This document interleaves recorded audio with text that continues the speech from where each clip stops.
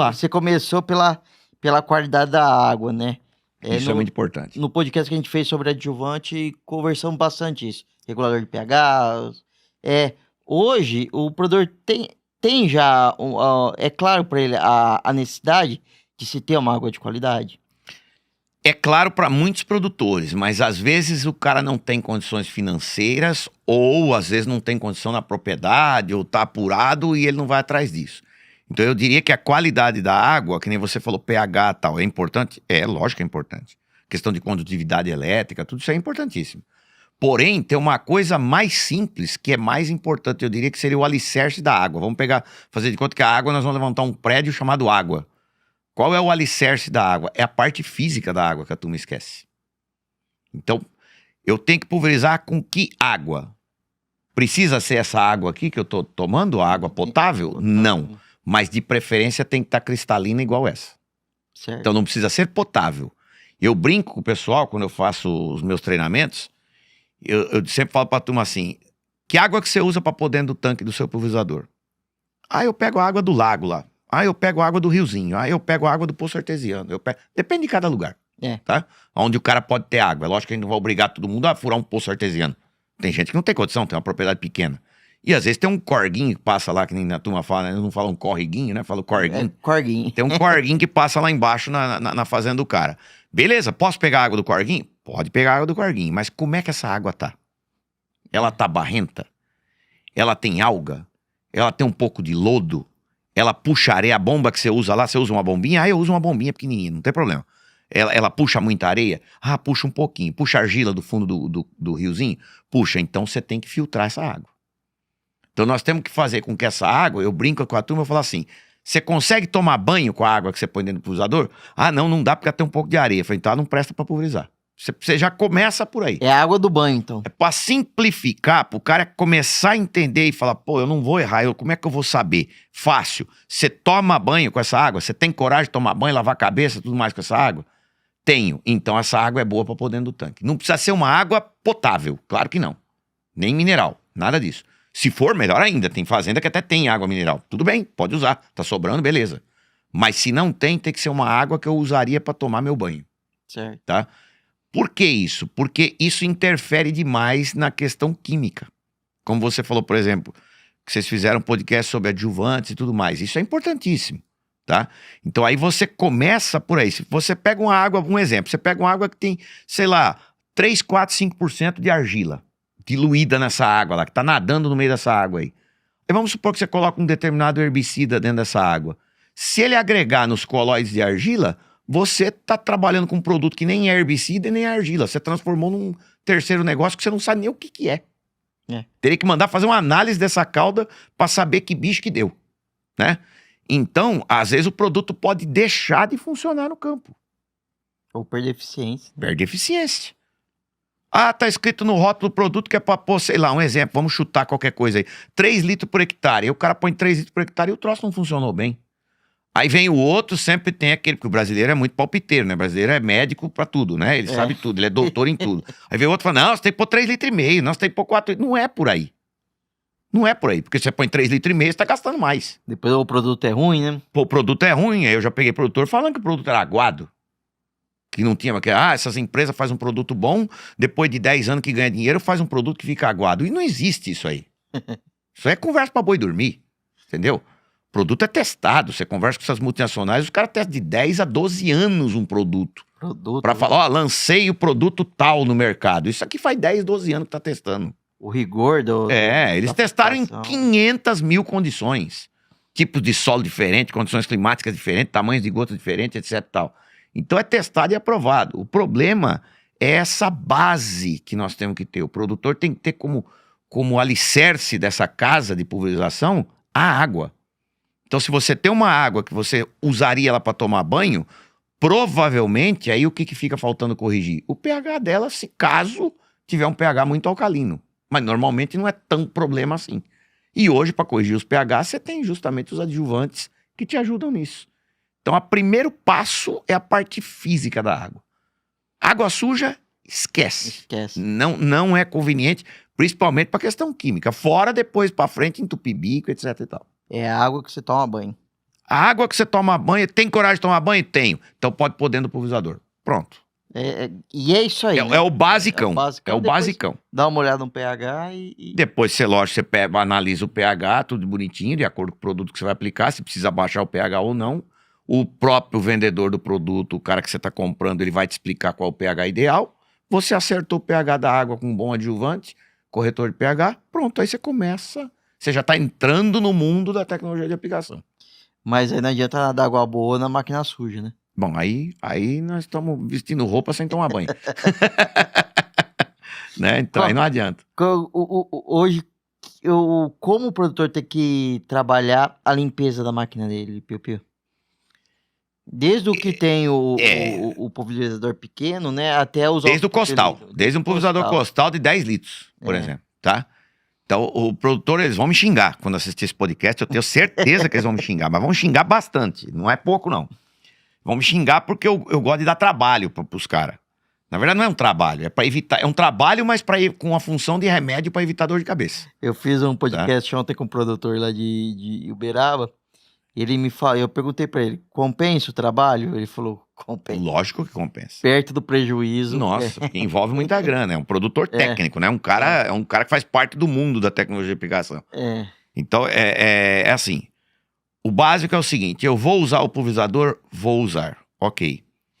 Ele já estava limpo da última vez que eu fiz? Não, não estava. Então nós vamos revisar essa máquina inteirinha. Aí vai dar trabalho. E por que eu falo que o produtor vai me xingar porque vai dar trabalho? Porque ele já não fez isso antes.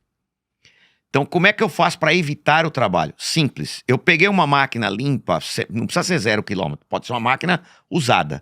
Mas ela tá limpinha, o tanque bem revisado, tudo lavado, não tem crostas dentro, tá tudo bonitinho? Tá, beleza. Como se fosse uma máquina zero tirada da loja.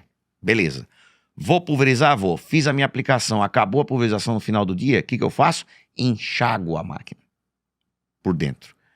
Então eu ponho mais um pouco de água. Eu fiz a última aplicação 5h30, 6 horas da tarde. Ok. Perca 15 minutos, 20 minutos ali, coloca um pouco de água dentro do tanque, aí eu preciso encher. Não, se o tanque é 2.000 litros, se o tanque é 600 litros, que é uma máquina de 3 pontos do trator, põe lá uns 150, 200 litros lá dentro, 250 litros que seja, se for 2.000 litros, põe lá 10%, 200 litros, 200 e poucos litros.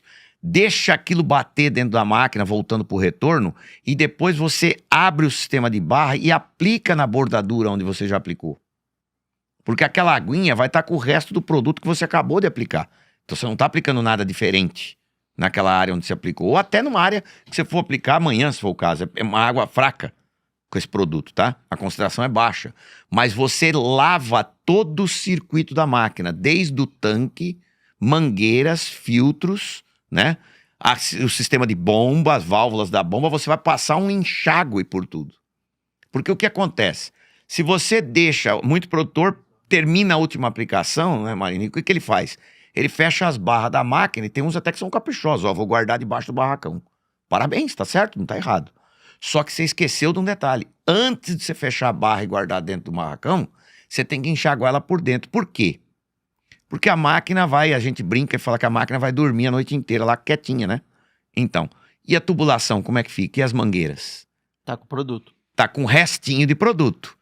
Aí a mangueira é redondinha, esse produto ele deposita na parte de baixo da mangueira. É igual a aveia nossa. Exatamente. É onde junta, é que nem a veia do nosso braço, é onde junta a gordura que é pra dar o infarte depois.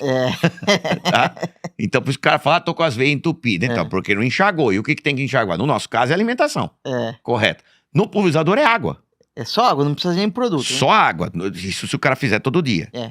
Quando ele terminar a última aplicação da safra, aí sim eu aconselho a ele pôr um produto limpa-tanque, que existem vários produtos excelentes no mercado, tá? Aí ele põe um produto limpa-tanque para desencrostar qualquer coisinha que porventura ficou um restinho lá dentro e que de repente colou e não saiu. E por que é importante dar esse enxágue? Porque o produtor ele vai sempre falar assim, principalmente o operador de máquina. Às vezes ele tem preguiça de lavar. E aí que, não são todos, claro que não, a gente não tá generalizando, alguns, tá? Aí ele vai falar assim, mas eu tenho que enxaguar isso aí todo dia, dá muito trabalho. Então, só que aí tem um detalhe. Se você não enxaguar, e vamos voltar à história de que a máquina dormiu a noite inteira lá guardada com restinho de calda dentro da tubulação e das mangueiras.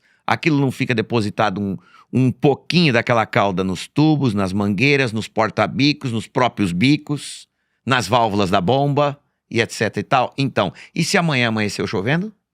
Você não vai usar. Ah, mas eu ia usar a máquina então. Você ia, né? Você ia. Ia é se, conjunção condicional, tá? Aí choveu o dia inteiro, ficou a máquina parada. E o produto tá lá dentro da calda. Invernou, 3 dias de chuva. Aí 2, 3 dias de chuva, aí você vai usar de novo. Quem é que te garante que não ficou crosta e fica aquela meleca querendo secar, tipo tinta latex, dentro da tubulação? E pra tirar aquilo lá depois? Ah, mas aí no terceiro, quarto dia eu vou pulverizar. Isso, aí você põe água no tanque, põe o produto, faz a primeira tancada de calda. Beleza, né? Que a turma fala assim, eu vou fazer a primeira tancada de calda. Eles usam essa expressão. Beleza, faz a primeira tancada de calda. Não deu meio tanque que o pulverizador aplicou, começa a entupir bico pra tudo quanto é lado. O que aconteceu? Começa a soltar casquinha, aquelas crostinhas das cascas da tubulação. O produto vai navegando ali dentro, vai andando sob pressão.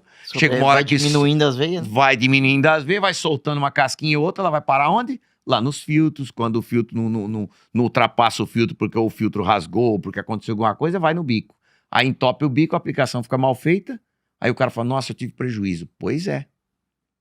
E o que é pior, e se ele largou o resto de calda que era herbicida e a próxima aplicada dele é um inseticida ou fungicida? Ele jogou o glifosado na soja e foi aplicar pra cana.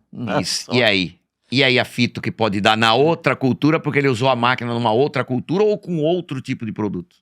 Você entendeu? Então por isso que é importante, principalmente quando vai trocar de produto, aí passar o produto limpa-tanque. Isso é Quando trocar é o limpa-tanque, aí só água não adianta. Aí só água não.